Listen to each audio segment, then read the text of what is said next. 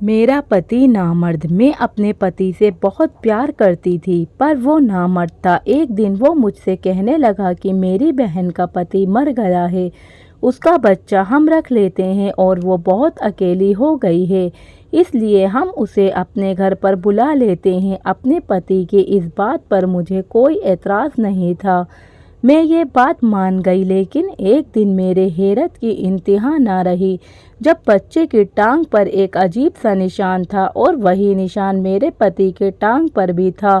फिर एक रात जब मेरा पति अपनी बहन के कमरे में गया, जब बच्चे की टांग पर एक अजीब सा निशान था और वही निशान मेरे पति के भी टांग पर था, तो उन दोनों को देखकर मेरे पैरों तले से ज़मीन निकल गई। मैं अपने माँ बाप की इकलौती बेटी थी। भगवान ने हमें सब कुछ दिया था। हमारा कपड़ों का बहुत बड़ा कारोबार था, हमारी कई फैक्ट्रियाँ चलती थीं। मेरे पापा का कोई बेटा नहीं था, इसलिए मैं अपने पापा के साथ काम में खुद ही हाथ बटाने लगी।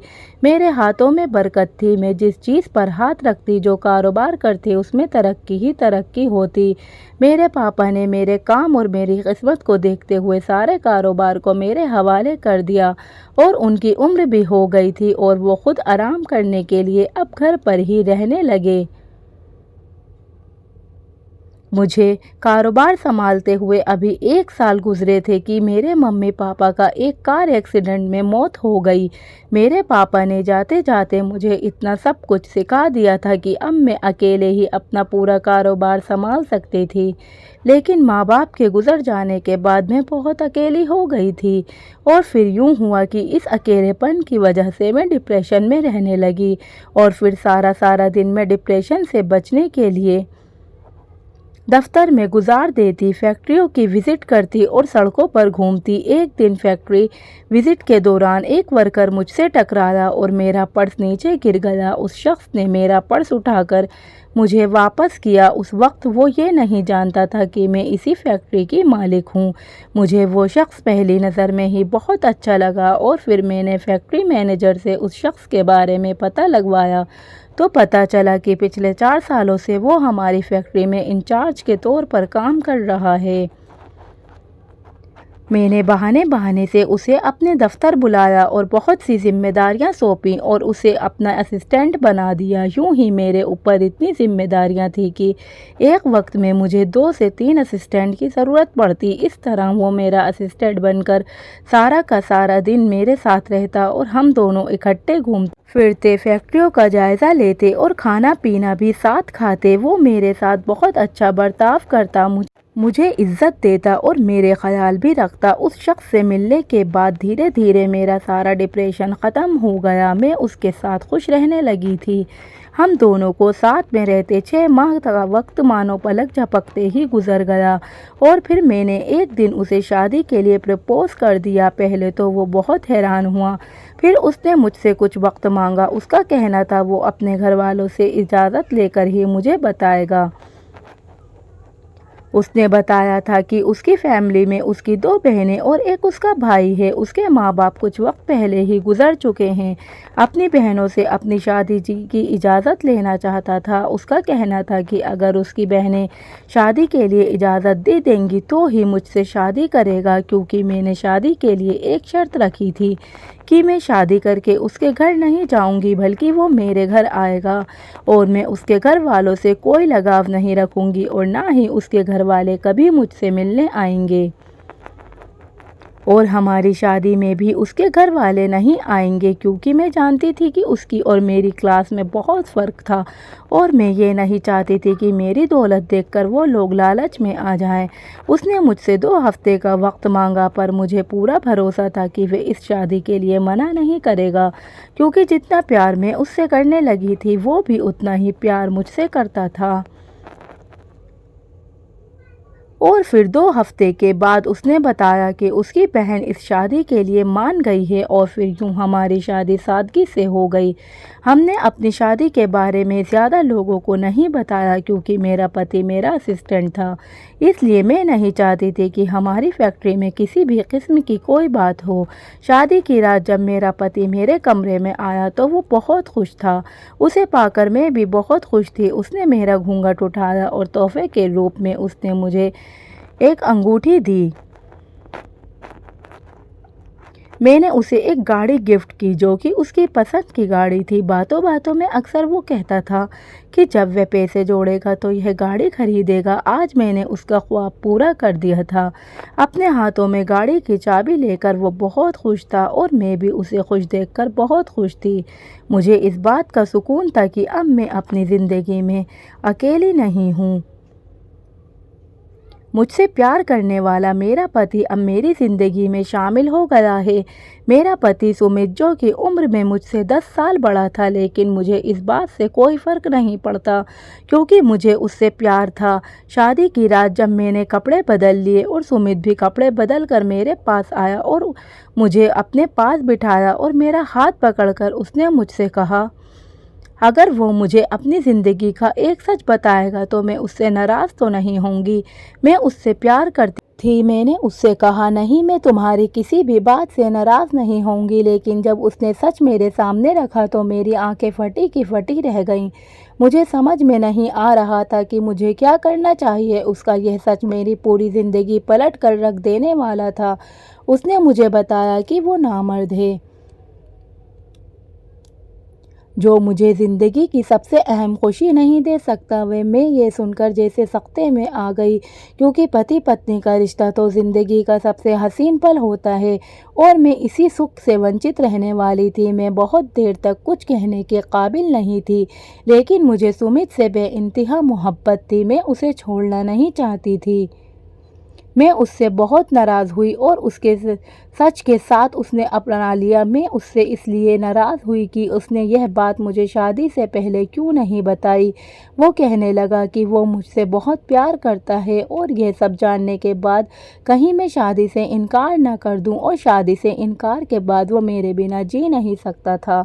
अगर मैं उसे छोड़ देती तो शायद वह मर जाता और यूं ही हमारी शादीशुदा ज़िंदगी बिना कोई रिश्ता बनाए चल पड़े। कभी कभी मेरा दिल चाहता कि वह मुझसे ढेर सारा प्यार करे, पर मैं ये अच्छे तरीके से जानती थी कि ये मुमकिन नहीं है। मुझे अपनी ज़िंदगी बहुत बंजर लगती। वो मेरे पास होकर भी मेरे पास नहीं होता था। मैं उसके सामने तड़पती रहती, लेकिन वो बेबस था। कभी कभी मुझे लगता कि मैंने अपने साथ बहुत गलत किया है, लेकिन सुमित की मोहब्बत मुझ पर हावी हो जाती। उसका सलूक मेरे साथ बहुत अच्छा था। वो मेरी बहुत इज्जत करता, वो मेरा ख्याल करता और सबसे बड़ी बात, मेरे माँ बाप के जाने के बाद उसने मुझे उसकी कमी कभी महसूस नहीं होने दी। हमारी शादी को धीरे धीरे करके 1 साल गुजर गए। मैं ये जानती थी कि हम हमेशा बे औलाद रहेंगे क्योंकि मेरा पति नामर्द है।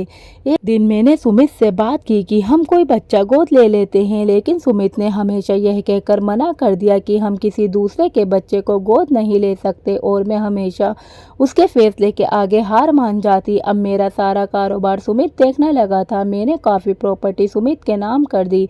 मेरी ज़िंदगी में मेरा वही सबसे अपना था। कभी कभी मुझे अपनी ज़िंदगी में बच्चे की कमी इस कदर महसूस होती कि मैं रोने लगती।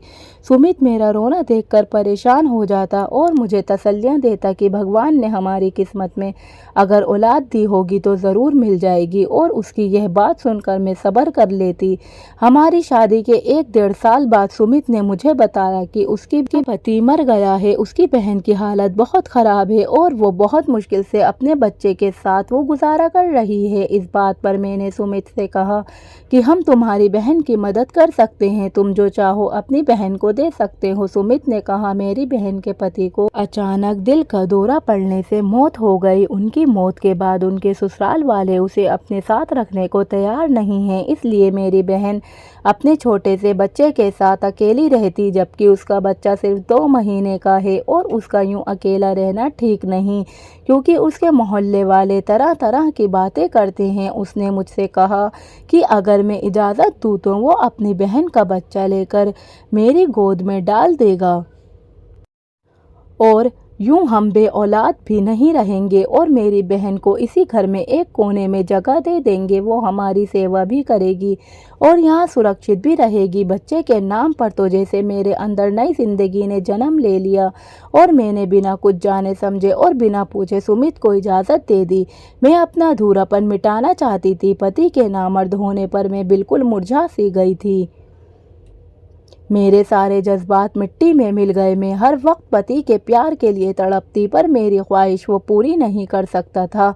अब जब कि मैं मुझे औलाद मिल रही थी तो मैंने सोचा मैं क्यों इनकार करूं। मेरा घर बहुत बड़ा था, अगर सुमित की बहन किसी कोने में रह जाती तो मुझे कोई फ़र्क नहीं पड़ने वाला था। मैंने इसी ख्याल से सुमित को इजाज़त दे दी और वो यूं अपनी बहन और अपने भांजे को मेरे घर लेकर आया। घर आते ही उसकी बहन ने अपना बच्चा मेरी गोद में डाल दिया और कहा, मैं इसका नाम भी खुद अपनी मर्जी से रख सकती हूँ। यह सुनकर मेरी खुशी की इंतहा न रही और मैंने बच्चे का नाम रख दिया। बच्चा बहुत खूबसूरत था और कुछ कुछ सुमित के जैसा लगता था। मैं जब भी उसे गौर से देखती तो मुझे लगता कि मैं सुमित को ही देख रही हूँ। मैं अक्सर सुमित से कहती कि तुम्हारा भांजा तुम में बहुत मिलता है और वह हंसकर मेरी हाँ में हाँ मिला देता। मैं बहुत खुशी से बच्चे की देखभाल करने लगी। मैं सारा दिन बच्चे में ही व्यस्त रहती। मैंने अपने कारोबार से भी दूरी बना ली थी। अब सब कुछ सुमित के हाथ में था। मैं जानती थी कि सुमित मेरे कारोबार को बहुत अच्छे से संभाल सकता है। वे घर आता तो ये देखकर खुश हो जाता कि मैं बच्चे में मगन रहती और उसी के साथ खेलती। मुझे बच्चे के साथ बिजी देखकर वह अपनी बहन के साथ जाकर बैठ जाता। उसकी बहन भी उसके साथ वक्त गुजारती। क्योंकि मुझे बच्चा मिल गया था और मुझे उन दोनों बहन भाइयों का एक साथ वक्त गुजारना बिल्कुल भी बुरा नहीं लगता। अब तो अक्सर अगर रात में बच्चा रोने लगता तो मैं सुमित से कहती, तुम दूसरे कमरे में जाकर सो जाओ, क्योंकि सुबह तुम्हें ऑफिस जाना है। तो वो अपनी बहन के कमरे में ही चला जाता और वहीं सो जाता। मैं रात भर बच्चे को संभालती, इसलिए सुबह मुझे नींद आती रहती। जब भी वक्त मिलता मैं सो जाती हूँ। अब मैं सुमित को बहुत कम वक्त देने लगी थी। एक दो बार सुमित ने मुझसे कहा कि मैं बच्चे के लिए कोई आया रख लूँ या उसकी बहन को ही बच्चे संभालने को कहूँ, लेकिन मैं बच्चे को किसी और के हवाले नहीं करना चाहती थी। सुमित के कमरे में होने या ना होने से मुझे कोई फ़र्क नहीं पड़ता था, क्योंकि वो तो नामर्द था और मेरी कोई ख्वाहिश पूरी करने के काबिल नहीं था। अगर मुझे उससे मोहब्बत ना होती तो मैं उसे शादी की पहले रात ही छोड़ देती, लेकिन उसकी मोहब्बत ने मुझे बांध दिया था और जब ये बच्चा मेरे पास आया तो मुझे ज़िंदगी की सबसे बड़ी खुशी मिल गई थी। अब मुझे सुमित से भी उतना लगाव नहीं था जितना कि इस बच्चे से था। बच्चे को पालते पालते मुझे 3 से 4 महीने गुजर गए। जैसे जैसे बच्चा बड़ा होता जा रहा था मैं इस बच्चे में और व्यस्त होती जा रही थी। अब मैं सुमित को बिल्कुल भी वक्त नहीं दे पाती थी। मेरा सारा वक्त बच्चे में ही लग जाता। सुमित भी मुझसे कोई शिकायत नहीं करता। सुमित दफ्तर से आता तो अपनी बहन के साथ बैठ जाता। वह दोनों एक साथ ज़्यादा वक्त गुजारते और मैं भी यही चाहती कि सुमित मेरे और मेरे बच्चे के बीच में ज़्यादा ना आए, क्योंकि यह सच था कि सुमित से ज़्यादा मुझे इस बच्चे से मोहब्बत हो गई थी और इसलिए मैंने अपने वकील से कहकर कानूनी कागजात बनवा लिए थे, जिसमें मैंने इस बच्चे को कानूनी तौर पर गोद ले लिया था। अब सुमित की बहन मुझसे यह बच्चा वापस नहीं ले सकती थी। मैंने सुमित को बिना बताए ही एक दिन बहाने बहाने से उसकी बहन से यह कहकर दस्तखत करवा लिए कि मैं बच्चे के नाम पर कुछ प्रॉपर्टी खरीद रही हूँ। मेरे मुंह से यह सुनकर सुमित की बहन बहुत खुश हो गई थी और उसने बिना कागजात पढ़े ही दस्तखत कर दिए और यह बच्चा अब कानूनी तौर पर मेरा हो गया था, जिससे उसकी माँ भी अब उसे वापस नहीं ले सकती थी। एक दिन बच्चे को नहलाते वक्त मेरी नज़र उसके पाँव पर पड़ी तो मैंने देखा वहाँ पर कुछ नीले रंग का उभरा हुआ निशान था। मुझे ये देखकर हैरत हुई, क्योंकि मेरे पति सुमित के पाँव पर भी बिल्कुल ऐसा ही निशान था। क्योंकि अब बच्चा बड़ा हो रहा था तो ये निशान वक्त के साथ साथ साफ दिखाई दे रहा था। बहुत देर तक मैं ये सोचती रही कि किसी बच्चे का उसके मामा से पैदाइशी निशान कैसे मिल सकता है। फिर मैंने सोचा जिस तरह ये बच्चा शक्ल में अपने मामा जैसा है तो हो सकता है ये पैदाइशी निशान भी उसके मामा जैसा ही हो। पर जो भी था, लेकिन मेरा ये दिल कह रहा था कि कुछ तो बात है जिससे मैं बेखबर हूँ। मैं ये जानना चाहती थी कि इस बच्चे का बाप देखने में कैसा था, क्योंकि सुमित की बहन सुमित से बिल्कुल अलग थी। जब से मैंने बच्चे के पाँव में ये निशान देखा मेरे दिल में एक अजीब सी बेचैनी थी। जाने क्यों मेरा ये दिल कहता कि ये बच्चा सुमित का है। एक दिन मैं रात के वक्त जब बच्चे का दूध लेने किचन की तरफ जा रही थी तो ना जाने किस ख्याल में मैं सुमित के बहन के कमरे की तरफ बढ़ गई। लेकिन जैसे ही मैं दरवाजे तक पहुंची तो ये देखकर हैरान रह गई कि दोनों एक दूसरे में मगन थे। कमरे का दरवाज़ा पूरी तरीके से बंद नहीं था और मुझे उस दिन दोनों की झलक नज़र आ रही थी। सुमित की बहन की आवाज़ें मुझे साफ सुनाई दे रही थी। वे सुमित से कहने लगी, पहले दरवाज़ा तो लॉक करो, कहीं तुम्हारी दूसरी बीवी यहाँ पर आ गई तो वो जान जाएगी। ये कहकर वो हंसने लगी। इस बात पर सुमित ने कहा, उस बेवकूफ़ को इतनी फुर्सत कहाँ कि वो यहाँ पर आए। वे तो हमारा बच्चा लेकर दिन रात उसी के पीछे लगी रहती है, जैसे कि वो बच्चा उसी ने पैदा किया हो। एक बात तुम जानती हो, वे मेरे साथ को पाने के लिए बहुत तड़पती है, पर मैं तुम्हारी मोहब्बत में इतना सच्चा हूँ कि उसकी तरफ देखता भी नहीं। और मैंने किस तरह दुनिया की सारी खुशियाँ तुम्हारे कदमों में रख दी। तुम छोटी छोटी चीज़ों को तरसती थी, अब देखो इतने बड़े बंगले में कैसे शान से रहती हो। हमारा बच्चा भी अच्छी ज़िंदगी जी रहा है और तुम्हें उसे संभालना भी नहीं पड़ता, फ्री में आया भी मिल गई है और हमारी किस्मत भी संवर गई है। तुम यूं ही मुझे उससे शादी करने के लिए रोक रही थी। मैंने कहा था ना कि वो अनाथ जिसका इस दुनिया में कोई नहीं है, वो सिर्फ मोहब्बत की भिखारन है। मैंने ज़रा सा उसका हाथ क्या दिया कि उसने सारा कारोबार ही मेरे हवाले कर दिया। आज सुमित ने हर हद पार कर दी थी जो हमारे बीच रिश्ते ख़त्म करने के लिए काफ़ी था। वे सारी बातें करने के बाद उसने जिसको अपनी बहन कहा था उसके पास चला गया। मैं ये जानकर हैरान थी कि मेरा पति नामर्द नहीं था, बल्कि उसने मुझसे झूठ बोला था। मेरे आंसू मेरी आंखों से टपक रहे थे और मेरी मोहब्बत की चिता जला दी गई थी। मुझे सुबह होने का इंतज़ार था। सुबह जब सुमित नाश्ते पर आया तो मैंने उसे बता दिया कि आज से मैं भी दफ्तर जाऊंगी। यह सुनकर सुमित चौंक गया, लेकिन मैंने उससे कुछ जाहिर नहीं होने दिया। मैंने उससे यह कहा कि वकील साहब बहुत अच्छी ज़मीन सस्ते में दिला रहे हैं। ये सुनकर वो खुश हो गया। वकील साहब को मैं पहले ही ज़रूरी कागजात बनाने को कह चुकी थी। दोपहर तक वकील साहब दफ्तर आ गए। मैंने कागजात सुमित के सामने रख दिए और कहा, इस पर दस्तखत करो। उसने हैरानी से मुझे देखा। मैंने उसे बताया कि ज़मीन में उसके नाम कर रही हूँ। वो खुशी में अंधा हो गया और उसने दस्तखत कर दिए। सारे कागजातों पर दस्तखत करने के बाद वकील साहब चले गए और सुमित मेरे कदमों में बैठ गया। मैं घर वापस आई तो मैंने सुमित की पहले पत्नी से बच्चा वापस लिया और कमरे में आ गई। आज रात फिर मैंने उन दोनों के दरवाजे के बाहर खड़ी थी। दरवाज़ा आज भी बंद नहीं था। वो अपनी पत्नी को ऊपर उठाए गोल गोल घूम रहा था। जैसे ही सुमित अपनी पत्नी के साथ, तभी मैंने दरवाज़ा खोला और अंदर घुस गई। मुझे देखकर वे दोनों सख्ते में आ गए। मैंने आगे बढ़कर सुमित के चेहरे पर थप्पड़ों की बारिश कर दी और अपने हाथ में पकड़े कागजात उसके मुंह पर मारे। मैं न सिर्फ उसने अपनी सारी जायदाद वापस ले ली थी, बल्कि तलाक के कागजात पर भी दस्तखत करवा लिए थे। अब मेरा उससे कोई वास्ता नहीं था। मैंने तुरंत उन दोनों को घर से निकलने को कहा तो सुमित मुझे अपनी झूठी मोहब्बत की कस्में देने लगा। मैंने उसके मुंह पर 2 तमाचे और मारे। जाते हुए जब उसकी पत्नी मुझसे अपना बच्चा लेने आई